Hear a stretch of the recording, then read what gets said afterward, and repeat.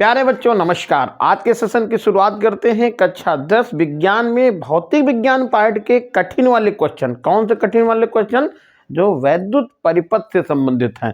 देखिए जैसे यहाँ पर एक क्वेश्चन लिखा हुआ है, देखिए ये सेल लगा हुआ है जिसका विद्युत वाहक बल 2 वोल्ट है और यहाँ पर ये सेल का आंतरिक प्रतिरोध R दिया हुआ है और इस परिपथ में जाने वाली धारा या बहने वाली धारा I का मान 0.5 एम्पियर है और यहाँ पर एक प्रतिरोध 6 ओम का लिखा हुआ है, यहाँ नीचे भी एक 6 ओम का प्रतिरोध लगा हुआ है। आपसे पूछा गया है कि इस सेल का आंतरिक प्रतिरोध कितना है, वो आपको निकालना है। तो देखिए इस तरह का क्वेश्चन आपकी परीक्षा में एकदम 100% आएगा।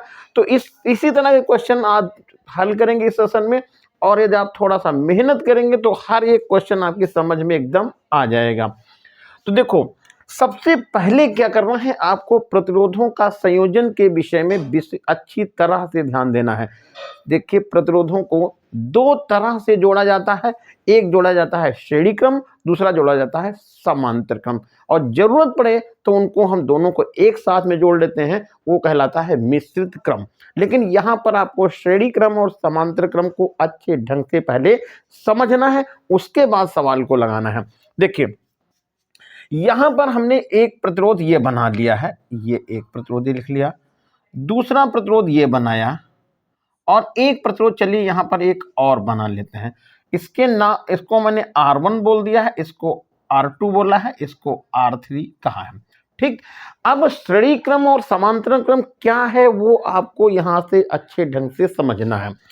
देखिए यदि इन दोनों को हम ऐसे कनेक्ट कर दें और ऐसे इसको जोड़ दें, ठीक है, सीधी सी बात ऐसे है कि जैसे आपके पास रस्सी के 3 छोटे टुकड़े हैं और लंबी रस्सी बनाना है तो आपको कैसे जोड़ना है सबको पता है, उसी तरह से हम इसको जोड़ लेते हैं। चलिए यहाँ से जोड़ लिया। अब जैसे मानिए यहाँ पर हमने एक कोई सेल लगा दिया, ये सेल लगा दिया और विभवांतर मैंने स्थापित कर दिया कोई, यानी कि ये जो है V वोल्ट यहाँ पर विभवांतर लगा दिया। अब जरा बताओ, जब इसमें धारा बहेगी तो धारा जाने का एक ही रास्ता तो है, कहीं दूसरा रास्ता तो है नहीं। देखिए यहां से धारा I जो होगी वो इस प्रतिरोध से जाएगी, इससे भी जाएगी और इससे भी जाके तब ये परिपथ पूरा होगा। कहने का हमारा मतलब ये था, यदि कहीं कंडीशन ऐसी बनती है कि धारा जो है वो एक ही मार्ग से जाए, जहां तक का एक ही मार्ग होगा वो सब कहलाएगा श्रेणी क्रम। तो यहां पर देखिए फिर से समझिएगा, ये आपका क्या कहलाएगा, देखिए ये यानी हम यहां पर बात करें तो ये तीनों प्रतिरोध किस क्रम में लग गए हैं? श्रेणी क्रम में। और ज्यादा हम पिछला उसको नहीं प्रूफ कराएंगे, बस सिर्फ आपको श्रेणी क्रम और समांतर क्रम समझाने का काम यहाँ पर हो रहा है। बस इसको ऐसे आप समझ लेंगे, ये फार्मूला बनता है। ठीक है, अब मान लो हमने इसको ऐसे नहीं जोड़ा है, अब किस तरह से जोड़ा है जरा समझिएगा। एक प्रतिरोध ये ले लिया ये वाला और एक प्रतिरोध हमने ये ले लिया और इसी के बीच में एक प्रतिरोध मैंने और ले लिया ऐसे, ठीक है। और फिर इनको क्या किया, यहां पर एक कोई शेल लगा दिया और ये ऐसे हो गया। इन तीनों के बीच में नाम भी डालना चाहे तो आप लिख सकते हैं R1, R2 और R3, ठीक है। अब देखिए तीनों के बीच में जो विभवांतर लगाया वो मैंने V वोल्ट लगा दिया, यानी तीनों में के बीच में विभवांतर क्या है? समान है। अब यह कंपैरिजन करिएगा, श्रेणी क्रम में क्या समान है? आपका आंसर आएगा सर धारा समान है, धारा समान है। श्रेणी क्रम में क्या होगा? धारा समान होती है, चाहे जितने प्रतिरोध जुड़े हों उन सब में धारा का मान एक ही होगा। समांतर क्रम में क्या है? देखो ये जो सेल है वो इससे भी जुड़ा हुआ है, यहां से, इसका मतलब इस प्रतिरोध से भी जुड़ा है, इससे भी जुड़ा है और इससे भी जुड़ा है, यानी कि यहां पर विभवांतर समान है। क्या होगा? विभवांतर समान है, विभवांतर समान है। तो याद रखना है श्रेणी क्रम में क्या समान? धारा समान। विभवांतर समान किसमें होगा? समांतर क्रम में। ये तो बात हो गई। अब यहां जरा समझिएगा, देखिए ये धारा आई, यहां से आई ऐसे ऐसे। अब ये जब धारा इस पॉइंट पर पहुंची, इसको नाम हम ए लिख रहे हैं और यहां पर बी लिख रहे हैं, तो ए पर धारा जो I एम्पियर है वो 3 भागों में डिवाइड होगी। जरा बताइएगा, 3 रास्ते इसको दिख रहे धारा जाने के, नहीं जाने? क्यों? क्योंकि धारा कहाँ आएगी? बी पे आना है। तो ए से बी आने के, देखिए जैसा कि आप यहाँ पर खड़े हो तो आपको क्या है, ए से बी आना है तो आपके लिए एक मार्ग ये वाला है, एक मार्ग ये है और एक मार्ग ये है। इस धारा जाने के कितने मार्ग दिख गए? 3 दिख गए। वैसे जैसे कि आपको भी ए से बी तक आने में 3 रास्ते दिख रहे हैं, वो वैसे यहाँ पर भी धारा जाने के 3 रास्ते हो गए। अब धारा पहले वाले से भी जाएगी, इसको यहाँ पर हम I1 बोल दें, इसको I2 बोल दें और इसको I3 बोल दें। यानी कि धारा जो I थी वो 3 भागों में बट करके, कैसे? I1 प्लस I2 और प्लस I3, यानी कि I1, I2 और I3 3 भागों से बट करके और फिर जाके कहां पर मिलती है? ये मिलती है B पर, और ये पूरा मान किसके बराबर हो जाता है? I के। तो क्या चीज आपको पता चल गई? जहां से धारा का बंटवारा शुरू होता है और फिर धाराएं जाके जहां पर मिलती हैं, वो सब मार्ग क्या कहलाते हैं? समांतर क्रम कहलाते हैं। तो जरा देखिएगा, ये तीनों मार्ग क्या है? समांतर क्रम है। अब हम आपसे पूछें कि इन तीनों में धारा किस मार्ग से ज्यादा जाएगी, तो देखो, प्रतिरोध, प्रतिरोध का मतलब होता है रुकावट, प्रतिरोध। तो जिधर जिस लाइन का यानी R1 का प्रतिरोध ज्यादा है तो धारा उधर से कम जाएगी। R2 का प्रतिरोध ज्यादा है तो धारा कम जाएगी। R3 का प्रतिरोध ज्यादा है तो धारा कम जाएगी। ऐसे बोलें, R1, R2 और R3 में जिसका प्रतिरोध सबसे ज्यादा, धारा सबसे कम। जिसका प्रतिरोध कम तो धारा उसमें जाएगी ज्यादा, और जिसका प्रतिरोध सबसे कम होगा धारा उधर से सबसे ज्यादा जाएगी। ये बात भी समझ में आ गई। तो यहां पर हम सूत्र लिख लेते हैं, 1/R is equal to 1/R1 plus 1/R2 और प्लस 1/R3। अब एक चीज और समझने लगे यहां, प्रतिरोधों को यदि समांतर क्रम में जोड़ते हैं, चाहे जितने प्रतिरोध आप समांतर क्रम में जोड़ दीजिएगा, जो परिणामी प्रतिरोध होगा तो जोड़े गए समांतर क्रम में प्रतिरोधों के सबसे कम मान के प्रतिरोध से भी कम होता है। जैसे हम आपको उदाहरण देकर बताते हैं, आपने 3 प्रतिरोध जोड़े, R1 का मान है 1 ओम, R2 का मान है 100 ओम और R3 का मान है 1000 ओम। ये 3 हमने प्रतिरोध जोड़ दिए समांतर क्रम में। अब यदि हम आपसे पूछें, जरा भैया बताइए कि आपका आंसर कितना आएगा, तो पहली बात तो कहेंगे सर हम ये वाला फार्मूला अप्लाई करेंगे, उससे लगाएंगे। दूसरा ये कि यदि ऑप्शन में आपको देखना है तो क्या करना है, आपका जो परिणामी प्रतिरोध होगा वो 1 ओम प्रतिरोध से भी कम आएगा। क्यों? क्योंकि हमने 3 प्रतिरोध जोड़े समांतर क्रम में और सबसे कम मान का प्रतिरोध कितना लगाया? 1 ओम का। तो इसका मतलब ये हुआ कि परिणामी प्रतिरोध भी 1 ओम से कम आएगा। चाहे यहां पर हम 1 लाख ओम जोड़ दें, कुछ भी जोड़ दें, लेकिन ये परिणामी प्रतिरोध जो होगा वो 1 ओम से कम आएगा। तो ये तो बात हो गई इसमें। अब हम आ जाते हैं यहां पर, आपको इस क्वेश्चन को हल कैसे करना है वो हम बताएंगे। तो चलिए देखिए जल्दी से इस क्वेश्चन को क्या है। तो यहां पर क्या है, देखिए जैसा कि यहां आप देख रहे हैं कि ये जो 2 प्रतिरोध दिख रहा है, अब यहां से देखिए धारा यहां आई, अब यहां पर धारा 2 भागों में डिवाइड हो गई। ठीक, अब हम यदि आपसे पूछें कि 6 ओम में और 6 ओम में धारा कितनी कितनी जा रही है, तो आपका जवाब ये होगा कि सर जब दोनों तरफ भीड़ बराबर है तो धारा भी तो बराबर जाएगी। मतलब दोनों तरफ प्रतिरोध क्या है? समान है। 6 ओम है तो धारा भी बराबर बराबर जाएगी। यानी कि इस लाइन में धारा होगी 0.5 का आधा 0.25 और इधर भी 0.25 धारा जाएगी। ठीक, समझ में बात आ गई। लेकिन यहां पर आंतरिक प्रतिरोध की बात की है तो हम सबसे पहले इस इतने का प्रतिरोध निकालते हैं। अब ये दोनों किस क्रम में लगे? समांतर क्रम में। तो जो समांतर क्रम में लगे हैं तो प्रतिरोध हो जाएगा यहां पर R1 का मान आप लिख लीजिएगा, R1 इक्वल 6 ओम और R2 का मान भी 6 ओम है। तो कैपिटल R निकालना है, यानी कि तो 1/R1 प्लस 1/R2, तो 1/R और ये 1/6 और प्लस 1/6, 1/6 और ये देखिए अंश जोड़ेंगे हर तो उतना ही रह जाएगा क्योंकि हर बराबर है, तो 2 बटा यहाँ पर 6 हो जाएगा, भाग करेंगे तो 3 होगा, क्रॉस गुणा करेंगे तो r का मान 3 निकल गया। यहां तक कोई दिक्कत नहीं थी, यानी कि प्रतिरोध आपको 3 मालूम हो गया। करंट यहां से पहले से मालूम है, कितना मालूम है, 0.5 एम्पियर करंट था। अब ई का मान देखें तो ई का मान यहां पर 2 वोल्ट दिया हुआ है, ये भी कोई मुश्किल नहीं है। स्मॉल आर निकालना है बस, तो स्मॉल आर का मान क्वेश्चन मार्क लगाएंगे। फार्मूला पता है कौन सा, I equal E upon capital R plus small R. क्या बनता है, I equal E upon capital R plus small are.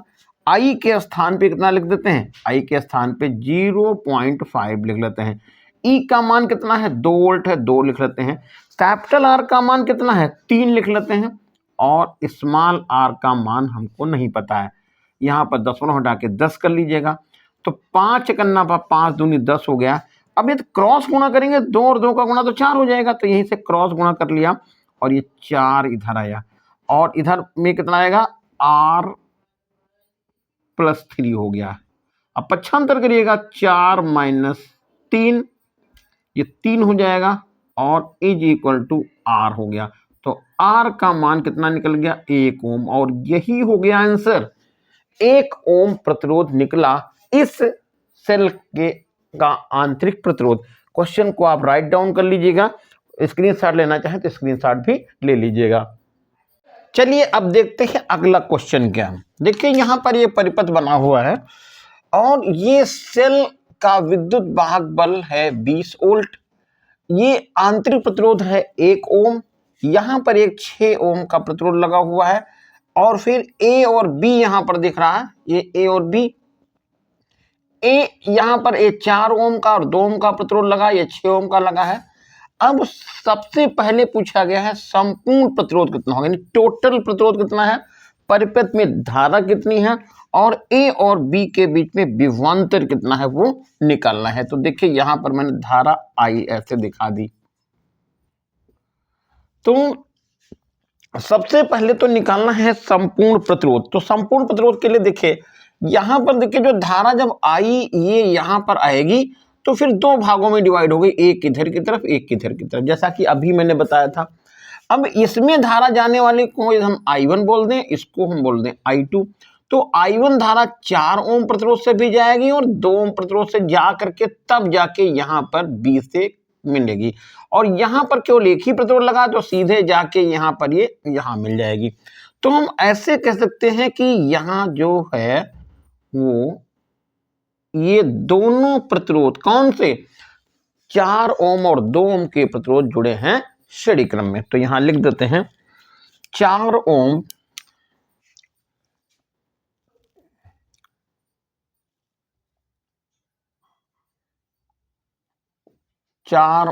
व 2 ओम के प्रतिरोध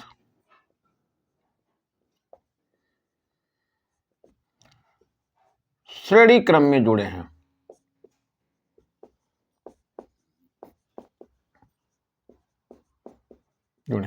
और श्रेणी क्रम में जुड़े हैं तो उनका प्रतिरोध का फार्मूला क्या होता है, परिणामी प्रतिरोध का R इज इक्वल टू, हम इसको R1 बोल दें, इसको R2 कह दें। चलिए यहां लिख भी लेते हैं R1, इसको R2 बोल दें, R1 प्लस R2। तो ये हमारा मान आ जाएगा 4 और 2 मिलके हो जाएगा 6 ओम। ठीक, अब ये जो दोनों घेरे में मैंने कर रखा इनकी टोटल वैल्यू कितनी निकल गई, 6 ओम होगी। इसके साथ यानी इनके साथ, इन दोनों के साथ ये 6 ओम का प्रतिरोध कैसे लग गया, समांतर क्रम में। तो लिख सकते हैं इनके साथ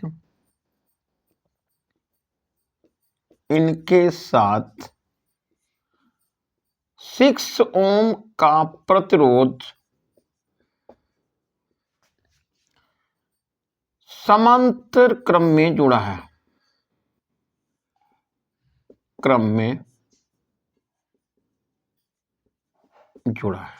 ठीक।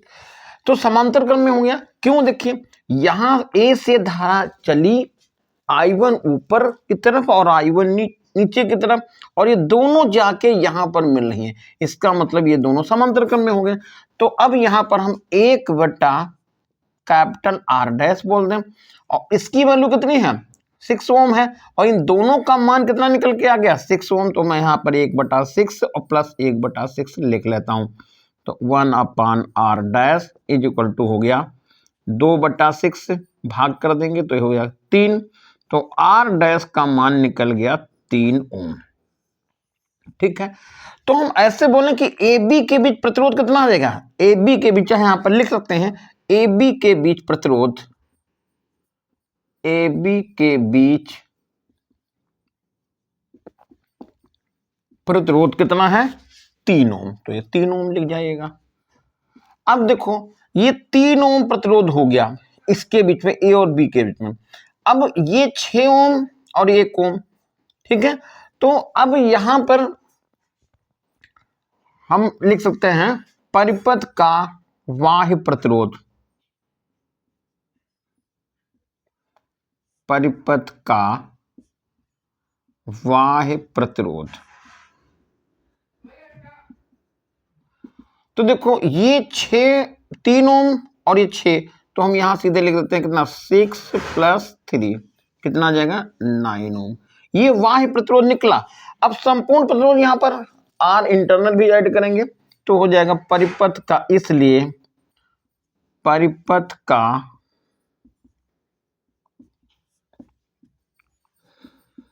संपूर्ण प्रतिरोध, इसको कैपिटल R भी कह सकते हैं या R" बोल दीजिए। ये हो गया बाह्य प्रतिरोध, ऐसे प्रतिरोध। तो ये 9 ओम ये और 1 ओम ये वाला, टोटल कितना हो गया 10 ओम। तो ये परिपथ का संपूर्ण प्रतिरोध कितना हो गया 10 ओम, और ये आपका एक आंसर यहां से निकल गया। अब आपसे पूछा गया धारा बताइए, तो I इक्वल, सेकंड नंबर क्या लिख देंगे, I equal E/R plus small r। क्या लिखेंगे, I equal E/R plus small r। I की जगह पे I लिख लो, E का मान कितना है 20 है, लिख जाओ। और यहां पर देखिए बाह्य प्रतिरोध 9 है और ये 1 10, तो चाहे सीधे यहां पर 10 लिख दीजिएगा, या हम 9 + 1 भी लिख सकते हैं। 9 ये बाह्य परिपथ, ये हो गया बाहर का प्रतिरोध, ये इंटरनल रेजिस्टेंस 1 है। तो यहां पर हम 9 + 1 भी लिख सकते थे और 10 भी लिख सकते थे। तो I का मान निकल गया 20/10, भाग कर देंगे तो I का मान निकल गया 2 एम्पीयर। ठीक, यहां तक भी निकल गया। अब हमको निकालना था AB के बीच विभवांतर। तो AB के बीच विभवांतर, AB के बीच विभवांतर, देखिए विभवांतर धारा और प्रतिरोध में रिलेशन कौन सा है, V = I × R, ओम का नियम। तो हमको AB के बीच विभवांतर पता करना, तो ये V लिख लो। AB के बीच में धारा कितनी है, तो देखो I धारा यहां तक A पर पहुंची, फिर 2 भागों में डिवाइड हो गई, मतलब यही I धारा तो इन दोनों से होके जा रही थी। तो यहां पर I का मान 2 लिख लीजिए, पहले 2 लिखिएगा। और AB के बीच प्रतिरोध कितना है, AB के बीच प्रतिरोध आपने कहीं लिखा 3, तो यहां पर आप लिखेंगे 3 ओम। तो आंसर कितना निकल जाएगा 6 वोल्ट। तो यहां से आपको पहले प्रश्न का आंसर निकल गया, ये वाला कितना, कुल प्रतिरोध 10 ओम, कुल धारा कितनी हो गई 2 ओम एम्पियर, और AB के बीच विभवांतर कितना निकल गया 6 वोल्ट। अगला क्वेश्चन देखिए, यहां पर ये है, ये 2 ओम का प्रतिरोध लगा है, यहां पर 1 ओम का, यहां पर 1 ओम का, यहां पर 2 वोल्ट का सेल लगा रखा है, और ये A लिखा यहां पर B, यहां पर C, और आपसे पूछा क्या गया है वो जरा समझिएगा। सबसे पहले लिखा AC के बीच विभवांतर, मतलब A यहां पर देखो लिख रहा है ये, और यहां से यहां का, तो AC के बीच में विभवांतर कितना होगा वो निकालना है। बिल्कुल साफ साफ आंसर लिखा हुआ है, कोई दिक्कत नहीं है। फिर दूसरा में कह रहा है कि परिपथ में धारा कितनी होगी, फिर AB के बीच विभवांतर कितना होगा वो आपको निकालना है। तो ठीक है। देखो पहले प्रश्न का आंसर देखिए, इसको हम यहां पर देखिएगा AC ये है, तो AC के बीच में सेल कितने वोल्ट लगाया, ये 2 वोल्ट है, तो AC के बीच विभवांतर कितना हो जाएगा, 2 वोल्ट हो जाएगा। ठीक है, तो कुछ इसमें लगाना नहीं है, बस लिख देंगे AC के बीच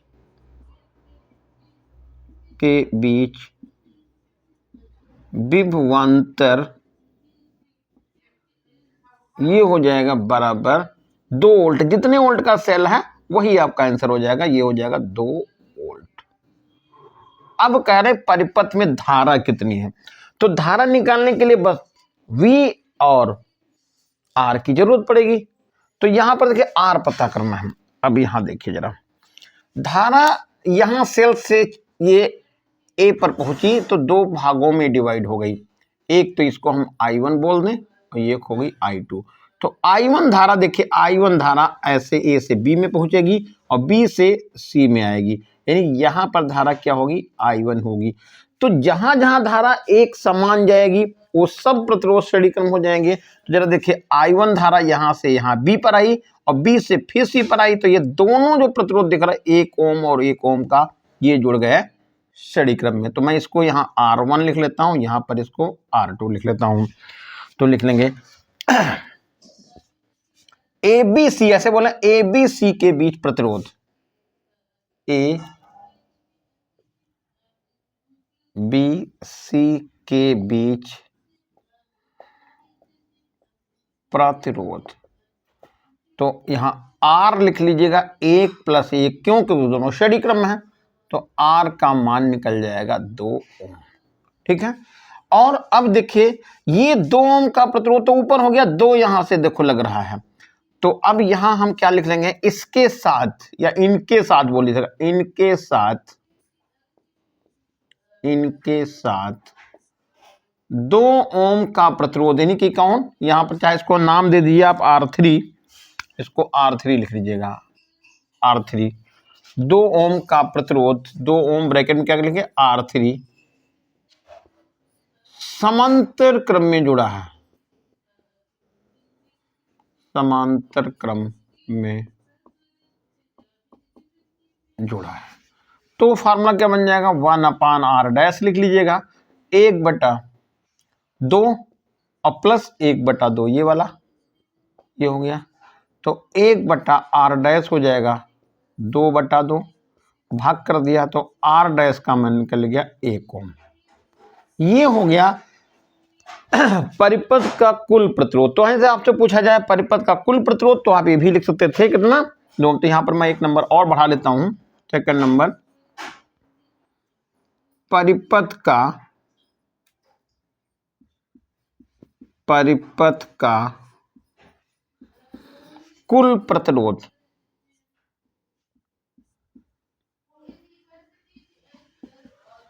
कितना आएगा, 1 ओम।